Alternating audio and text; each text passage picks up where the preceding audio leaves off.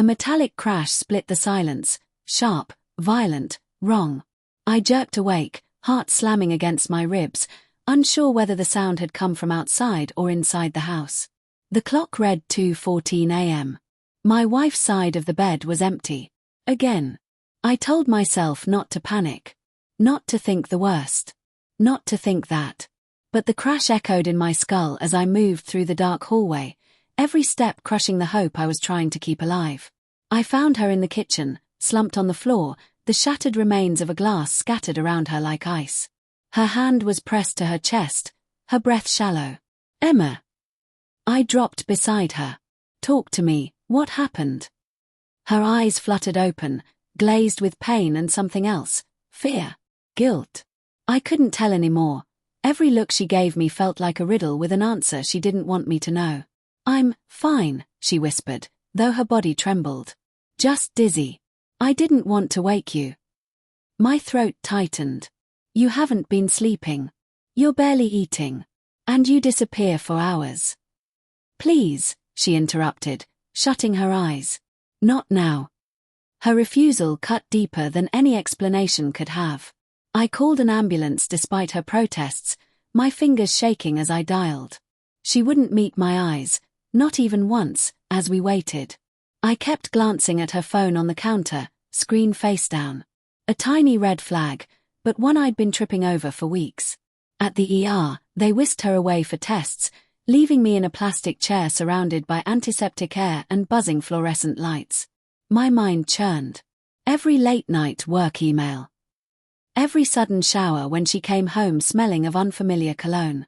Every flinch when I reached for her. I had tried to rationalize all of it, stress, grief, exhaustion. But sitting there in that too-bright waiting room, the denial peeled off me like dead skin. Her phone buzzed in my pocket. I shouldn't have taken it. I know that. But my hand moved before my conscience could speak. A message lit up the screen. "Did you tell him yet? We can't keep doing this." Andrew. Her physical therapist. The man she'd been praising for helping her back pain. The man she said reminded her of the brother she never had. My stomach lurched.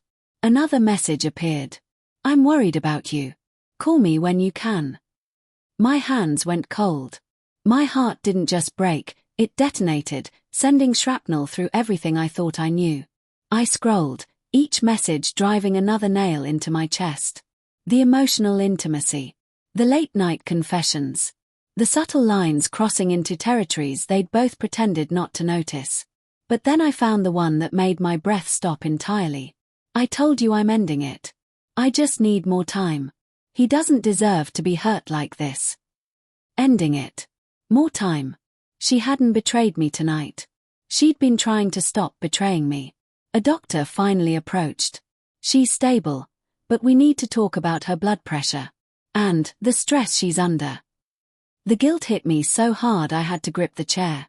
When they allowed me into her room, she looked so small under the hospital sheets.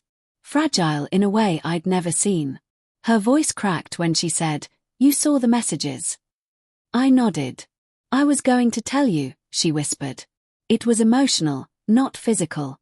I swear. I didn't mean for it to happen. I just felt invisible."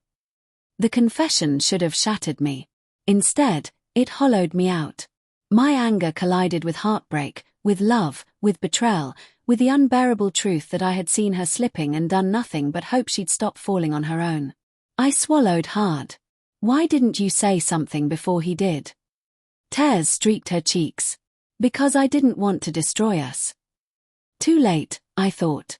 But then she reached for my hand, the same hand that had just scrolled through the wound she'd carved, and whispered, "I want to fix this.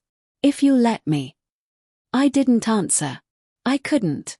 All I knew was that the night had revealed a truth neither of us could unhear. Sometimes the betrayal isn't the affair.